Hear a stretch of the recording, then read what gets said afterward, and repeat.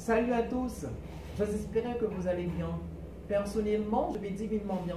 On se retrouve aujourd'hui dans cette nouvelle vidéo car je vais partager avec vous deux chapitres tirés d'un livret de Jean Vanier intitulé La peur d'aimer. La peur d'aimer de Jean Vanier. C'est un livret profondissime. Je l'ai déjà lu à plusieurs reprises et je vous conseille aussi d'en faire la lecture. C'est profondissime ce livret. Jean Vanier. Qui est Jean Vanier? Jean Vanier est né en 1928. Il est canadien.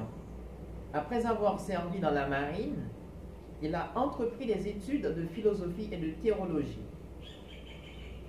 Docteur en philosophie, il enseigna à l'Université de Toronto. En 1964, il fonda à Trosly-Oise, en France, la communauté de l'Arche, accueillant des personnes ayant un handicap mental. Cette communauté a grandi et il y a maintenant plus de 100 communautés de l'Arche reparties dans les 5 continents. Jean Vanier fut aussi le cofondateur de Foi et Lumière, mouvement qui regroupe des personnes handicapées, leurs parents et leurs amis. En Haïti, il y a 2 communautés de l'Arche. Il y a une communauté qui se situe dans le sud du pays, au Caille, et l'autre se trouve dans l'ouest du pays, plus précisément à Carrefour. Jean Vanier, il nous a quittés en 2019. Jean Vanier a écrit de nombreux ouvrages. Il a écrit La dépression, je l'ai déjà lu. Ils sont nos piliers. La communauté, lieu du pardon et de la fête, je l'ai déjà lu aussi. Ma faiblesse et ma force, je l'ai déjà lu. Ne crains pas, je l'ai déjà lu. Disciple de Jésus, pas encore. Le corps brisé, je l'ai déjà lu. Ouvre mes bras, je l'ai déjà lu. Ton silence m'appelle, je l'ai déjà lu. Je rencontre Jésus, je l'ai déjà lu. Je marche avec Jésus, pas encore. La peur d'aimer de Jean Vanier est un livret profondissime.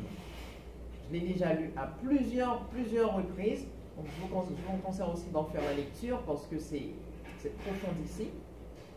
Les messages de ce livret s'adressent à chacun de nous qui, dans le quotidien de la vie, peut être appelé à cette confrontation avec la peur d'aimer et d'être aimé, dans la recherche d'une relation authentique de personne à personne et d'un véritable engagement. Ce livret, écrit par Jean Vanier, comprend plusieurs chapitres. Un monde d'angoisse, la main tendue, une réalité dangereuse qui doit être éprouvée, la peur de la vie, la peur d'aimer, la peur d'être aimé, la peur de l'engagement, tendresse et force, l'amour qui pardonne, greffé sur Jésus. Donc je vais partager avec vous les deux premiers chapitres. Un monde d'angoisse, la main tendue. Un monde d'angoisse. Le marginal est celui qui porte en lui une image cassée de lui-même. Et en un certain sens, nous sommes tous des marginaux. Nous avons tous une image cassée de nous-mêmes. Nous ne savons pas très bien qui nous sommes. Nous pouvons dire que nous sommes des personnes ayant une destinée éternelle, des enfants de Dieu, mais entre se dire ou même la foi qui en est à l'origine, entre la conscience que nous avons d'être aimés de Dieu et d'être capables de faire des belles choses, et de vécu quotidien, il y a souvent un monde. La réalité est que beaucoup d'entre nous vivent parfois très proche de la ligne du désespoir ou d'une forme de tristesse qui empêche tout élan et toute créativité. Écoutez attentivement s'il vous plaît, c'est profond. Nous conservons à l'intérieur de nous cette image cassée par le péché, par notre pauvreté morale et spirituelle. Je ne parle pas ici de la béatitude évangélique, du désespoir, né de toutes nos faiblesses et infidélités et de notre manque né de toutes nos faiblesses et infidélités et de notre manque de foi dans le pardon de Dieu.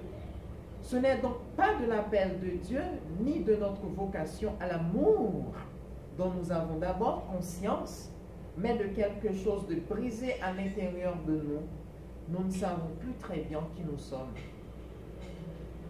Cette image négative nous vient souvent des premières années de notre vie, durant lesquelles nous avons eu l'impression d'avoir été rejetés et de ne pas avoir été aimés pour nous-mêmes.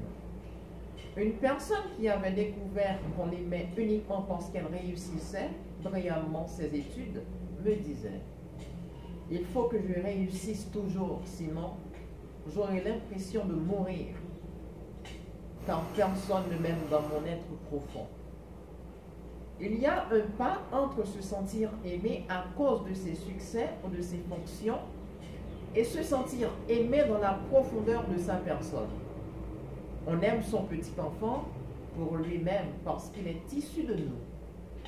Peu importe qu'il crie, qu'il pleure ou qu'il rit.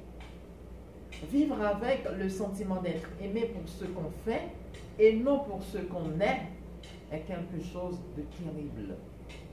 Le marginal a l'impression de ne pas pouvoir être aimé dans son être profond et d'être incapable de réussir dans ses activités.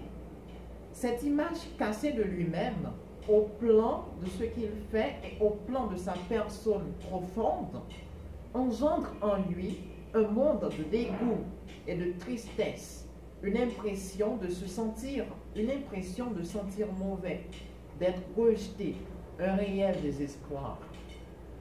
On ne peut rester dans le monde du désespoir, car ce sentiment d'angoisse est la souffrance la plus terrible qui soit.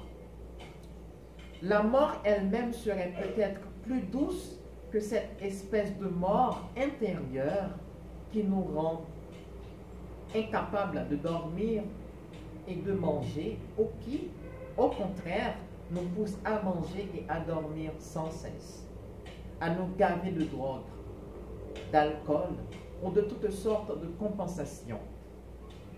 On se sent moche, mal dans sa peau, comme si tous les regards convergeaient vers nous. Et ce sentiment est intolérable.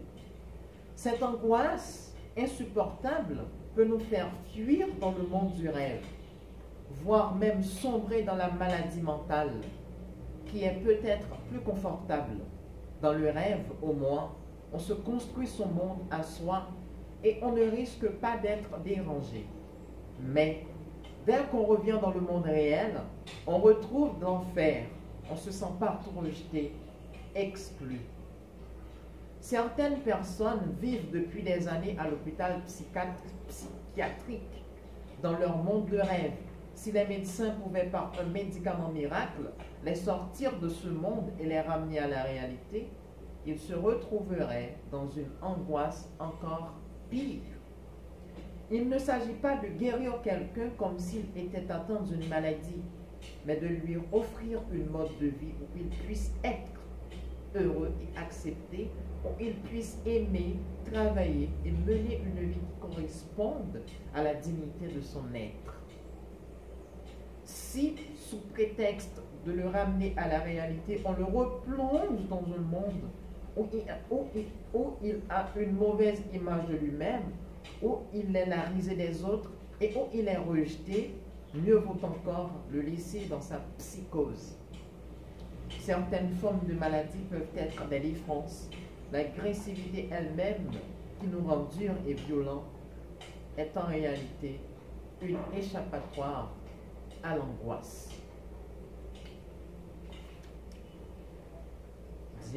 Le deuxième chapitre, la main tendue. Pour aider quelqu'un à sortir de ce monde et lui faire retrouver l'espérance et la joie de vivre, il faut une main tendue. Et pas seulement une main, mais un visage, un regard qui l'aidera à retrouver une image positive de lui-même, qui lui dira, plus profondément que ta psychose, plus profondément que tout ce qui va mal, que tes violences et ta haine, il y en a en toi quelque chose d'extraordinairement beau. Mais il faut pouvoir le dire avec les yeux et les mains, et lui prouver peu à peu que sa personne profonde n'est pas mauvaise, qu'elle est belle et intègre, qu'elle est capable de faire de belles choses. Il ne suffit pas de dire une fois mais il faudra le répéter et le prouver, peut-être durant des années. J'ai vécu des moments extraordinaires dans une prison d'Haïti auprès de gens très frustrés, primitifs et violents.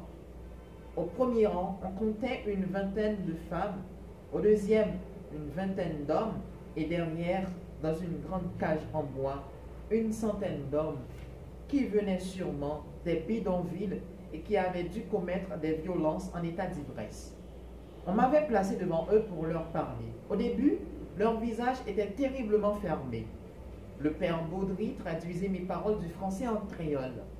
Je me sentais face à un sentiment de rejet. J'étais un blanc, venu de l'extérieur, leur faire un sermon de bienfaisance. J'ai commencé à parler des enfants, de l'enfant qui est en chacun d'eux, qui est en moi, de sa soif de tendresse, de l'image que chacun a de soi-même.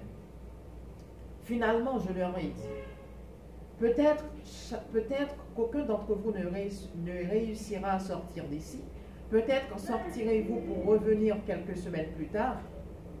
Il se peut que tout le monde vous rejette, mais mon espérance est qu'un jour le monde découvre la beauté qui est cachée au fond de vous-même. Mon espérance est que nous ressuscitions tous et que ce jour-là, la beauté de votre être éclate et soit reconnue du monde entier. Car vous-même, vous savez bien qu'au fond de votre cœur, plus profondément que toutes les brisures,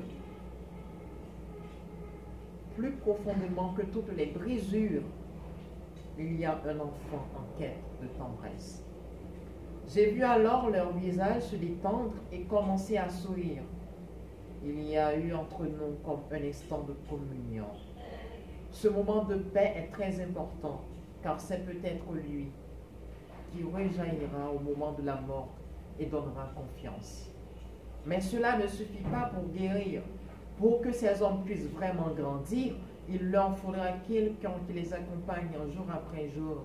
D'autant que la plupart du temps, ils n'ont pas eu étant petits une mère qui leur disait par toute son attitude que tu pleures ou que tu ris, que tu marches ou non, tu es mon enfant et je t'aime. Tu es unique pour moi. Pour rattraper toutes ces années manquées, il faudra une présence aimante qui rappelle constamment.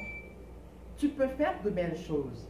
Tu n'es pas condamné à la tristesse, à la solitude et à la mort. Dans les profondeurs de ton être, une renaissance est possible. Voilà. Deux premiers chapitres du livret. Un monde d'angoisse, la main tendue. Merci, j'espère que vous avez écouté attentivement ces deux chapitres. Et n'oubliez pas d'abonner, de laisser des commentaires, de partager cette vidéo. Merci à tous.